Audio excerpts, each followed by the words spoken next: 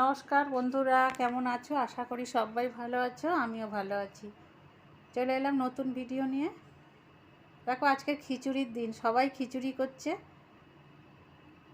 26 তারিখে যে ঝড়টা হয়েছে তার পরের দিন প্রত্যেক বাড়িতে খিচুড়ি। আমারও বাড়িতে খিচুড়ি হচ্ছে। এই যে খিচুড়ি বসিয়ে দিয়েছি, এখনও আকাশটা ওই রকমই হয়ে আছে। আর এই আলুর দম করছি, আলু ভাজা খিচুড়ি, এই আলু ভাজা খিচুড়ি আর আলুর দম।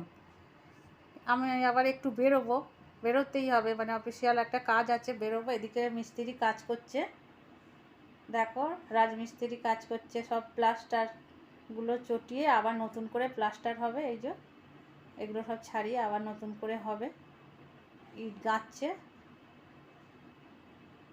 চলো, বেরিয়ে পড়েছি। কিন্তু রাস্তায় এত জল, কি বলবো। দেখো, রাস্তাও খারাপ, ওই জলের পাইপ আনার জন্য রাস্তা এখনও পর্যন্ত সারায়নি, সেই রাস্তা খোঁড়াই আছে, তার মধ্যে জল জমেছে, অনেকটা জল। এই জল একটু বৃষ্টি হলেই এখানে জল জমে যায়। পুকুরের জলও দেখো ভর্তি হয়ে গেছে, একদম নিচে জল পড়ছিল। এই ঝড় বৃষ্টিতে পুকুরের জলও হয়ে গেছে অনেকটা। যাই হোক, এখান থেকে যেতে যে আমার কি কষ্ট হয়েছে কি বলবো। সবাই এখান থেকে যাওয়া আসা করছে, বড় বড় বাড়ি, কোনো ব্যবস্থাই নেই। কতটা জল জমেছে দেখো না, এখান থেকে যাওয়া কি মুশকিল। আর সব ড্রেনের জল কি নোংরা, এগুলো যাবো কি করে তাই দেখছি। দেখো কত জল, এইখান থেকে আমাকে যেতে হয়েছে। আমি কেন, অনেকেই যাওয়া আসা করছে এখান থেকে। এটা পুরো মেট্রোর কাছে চলে গেছে, ক্ষুদিরাম মেট্রো, ওখান থেকে আমার এই রাস্তাটা। দেখো কোথায় যে পা দেবো, কোথায় ড্রেন, কোথায় গর্ত, কি অবস্থা। আমি এসেও ভুল করেছি, কিন্তু আমার আসতেই হবে, খুব দরকার বলে আমি বেরিয়েছি। এখন কতটা যাব তাই দেখছি। তাই ভাবছি এইসব মানুষগুলো কোথা দিয়ে যায়। এদের তো গেট এখানে আছে, এই জল পাড়িয়ে পাড়িয়ে যাচ্ছে তো সবাই। আর এই যে ছেলেকে বলবো যে যা তুই যা, ও আবার বাড়ি ছিল না, ওকেও বেরোতে হয়েছিল। দেখো সামনে আবার একটা স্কুল আছে, এইসব মেয়েরা সব সাইকেল নিয়ে যাচ্ছে, সাইকেল মোটর সাইকেল সব এই জলের উপর। অনেকটা জল, পুরো রাস্তা। দেখো সামনে কিন্তু মেট্রো, ক্ষুদিরাম মেট্রো, এটা ক্ষুদিরাম মেট্রো স্টেশন। আর তার পাশ থেকে যে রাস্তাটা নেমে গেছে, এইখানেই জল জমে।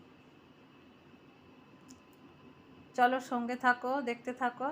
আর যারা ভিডিওটা এতক্ষণ দেখছো, প্লিজ একটা লাইক করে দিও, আর সাবস্ক্রাইব করে বন্ধু হয়ে আমার পাশে থেকে যেতে পারো। আর কি বলবো, আর এই এখান থেকে যাওয়ার সময় কিন্তু আমি আর যাব না, কাজটা হয়ে গেলে আমি একটা অন্য রাস্তা ধরে যাব।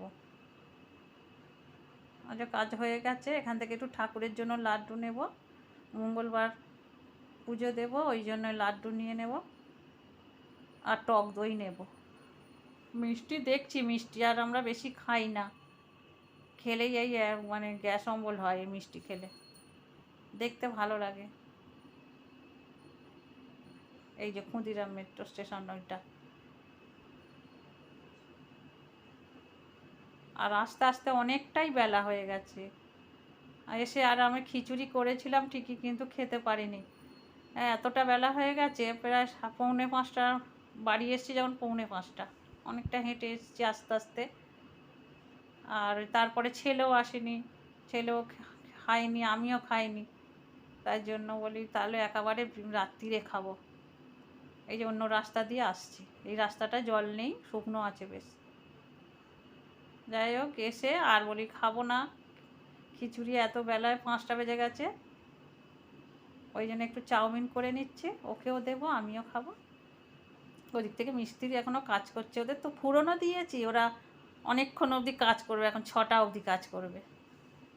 6:30, 6:45 তো এখন সন্ধে, তার আগে পর্যন্ত ওরা কাজ করবে। ওরা একটু চাউমিন করে নে, আর এই খেয়ে আমাদের এই মানে থাকতে হবে। দুপুরে আর কিছু খাওয়া হয়নি, খাবার সময় ছিল না আর কি। খেয়ে বেরোলেই ভালো হতো, আবার খেয়ে দিয়ে আমি আবার হাঁটতে পারি না, কষ্ট হয়,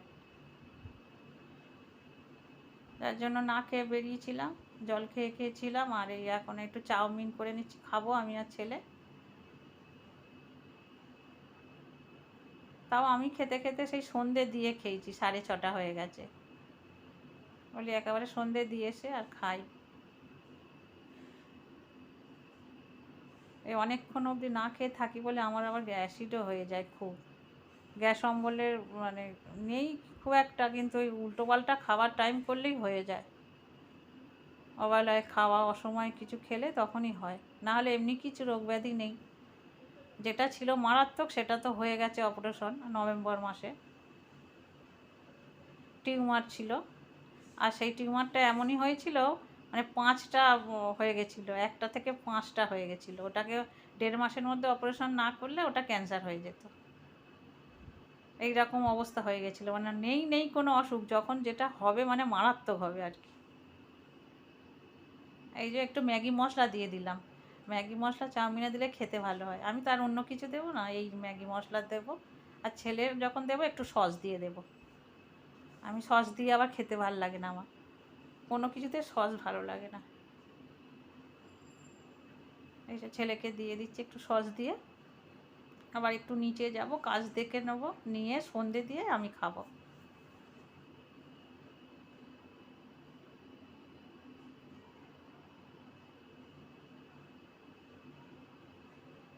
বন্ধুরা যারা ভুলে গেছো লাইক দিতে, প্লিজ আর একবার বলে দিচ্ছি, লাইকটা দিয়ে দাও।